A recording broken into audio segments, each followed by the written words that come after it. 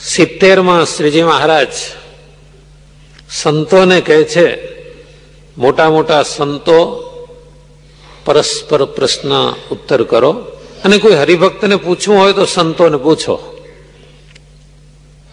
એટલે તરત જ રોજકાના કાકાભાઈ બહુ અગ્રેસર સત્સંગી હતા. રોજકાના કાકાભાઈએ નિત્યાનંદ સ્વામીને પૂછ્યું કે સ્વામીજી, આપણા મનમાં એટલે કે અંદર હૈયામાં હૃદયમાં ના અને હા એમ બે ધ્વનિ ઉઠે છે.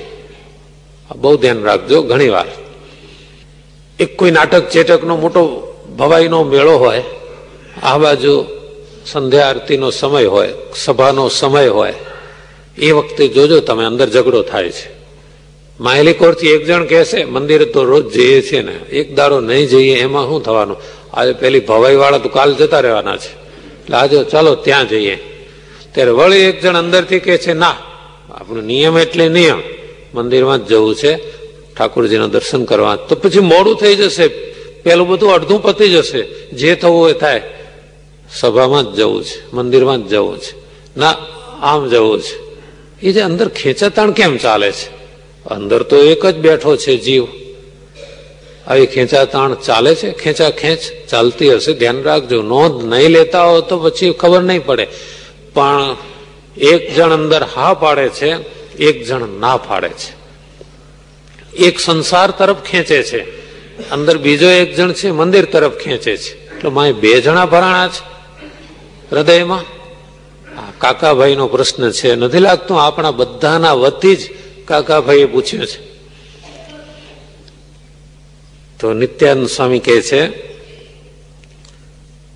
કે ના પાડે છે એટલે કે સંસારમાં જવાની, એટલે વિષય વાસ રાગ રંગ વિલાસ એ તરફ જવાની ના પાડે છે એ જીવ છે, અને એ તરફ હા પાડે છે એ મન છે. અને શ્રીજી મહારાજ બોલ્યા, ઉભા રહો, એનો ઉત્તર અમે કરીએ છીએ. બહુ ધ્યાનથી સાંભળે છે એવી વાત છે. નાનું બાળક હોય, માંડ માંડ હવે સમજણું થયું હોય, એના મગજમાં બધા શબ્દો ટેપિંગ થવા માંડ્યા હોય, એ વખતે એ બાળકના મગજમાં બે પ્રકારના શબ્દો છપાય છે નાના બાળકના મનમાં, મસ્તકમાં. એક પ્રકાર એવો છે, જે દિવસથી સમજણા થયા અને મા બાપની ઓળખાણ પડી કે આ મારો બાપ છે, આ મારી મા છે, આટલું જયારે સમજણ આવી એટલે મા બાપે કયા શબ્દો અંદર નાખ્યા? આ તારી મા, આ તારો બાપ. હા જો આ પપ્પા આવ્યા બોલ, અને પેલા છોકરા પાસે પા પા બોલાવે ને ઓહો રાજી રાજી થઈ જાય. પછી આગળ વધે, આ કાકા આવ્યા, બોલો છોકરાના મગજમાં છપાઈ જાય, આ આકૃતિ, આવી આંખ, આવું નાક, આ કાકો. પછી છપાઈ જાય આ ભાઈ, આ મારી જોડે રમે છે મારો ભાઈ છે, એમ એના મગજમાં છપાઈ ગયું. આ મામો, આ બેન, આ મામી, આ કાકી, આ માસી. માસી તો આખા ગામને કહે છે બધા અત્યારે, વાત વાતમાં માસી. એટલે આ બધા શબ્દો અંદર છપાયા જ કર્યા બચપણથી. નથી લાગતું તમને આપણે જ છપાવીએ છીએ? આ બધું કમ્પોઝ કર્યા જ કરી છીએ બાળકના મગજ ઉપર. જો આ કાકા આવ્યા, કાકા બોલ, પેલો ન બોલતો તો પરાણે બોલાવે, પેલા આવે એટલે આવો કે, જાય એટલે હાથ ઊંચો કરાવે, શીખવાડે, આ બધા શબ્દો. પછી આગળ વધે, એટલેથી નથી ટેપ બંધ થઈ જતી. આટલું તો સમજાવ્યું. પછી કે છે આ તારી ભેંસ, આ તારી ગાય, આ તારો ઘોડો, આ તારું લુગડું, આ તારું ઘર, આ તારી મેળી, આ તારું ખેતર, આ તારા ઘરેણા.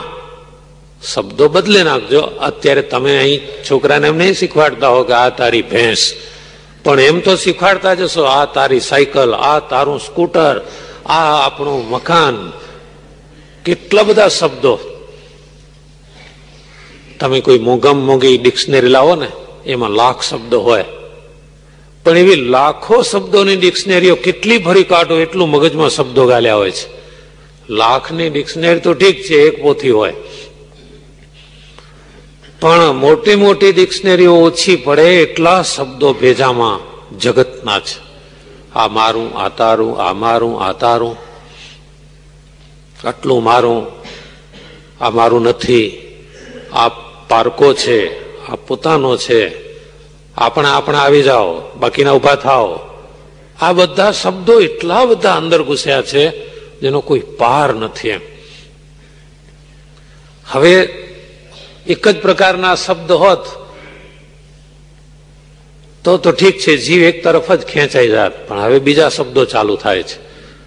કયા શબ્દો જાણો છો? એ જીવ એટલે કે બાળક મોટો થયો, કિશોરાવસ્થામાં હતો, મંદિરમાં આવતો થયો. મંદિરમાં આવ્યો એટલે પછી સંતોએ શરૂ કર્યો પરમેશ્વરના મહિમાની વાતો. મોક્ષના દાતા તો એક પરમાત્મા છે, ભજન ભક્તિ સિવાય ઉદ્ધાર નથી. ભગવાને મનુષ્યનો અવતાર આપ્યો છે તો કંઈક સત્કર્મ, પરોપકાર, ભજન ભક્તિ એ કરવા જેવું છે. વિષય વિલાસ જગતની દોડા દોડમાં કઈ શાંતિ નથી. આ મારું કરી કરીને કેટલું ભેગું કરવાનું છે. મારું કરીને ધન મેળવ્યું રે, એમાં તારું નથી તલભાર.